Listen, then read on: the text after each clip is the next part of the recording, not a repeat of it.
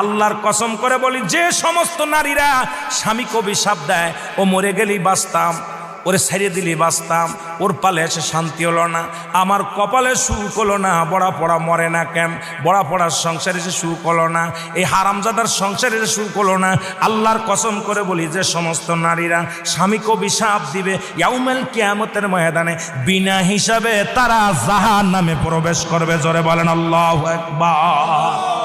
আমার মারা যারা মাইকের আওয়াজ শোনেন, শুনে নেন,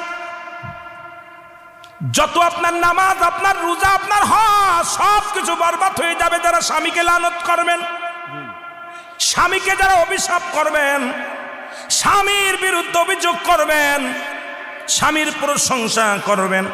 আল্লাহর দরবারে আপনি নেকি পাবেন, আল্লাহর দরবারে নফল বন্দেগী পাবেন।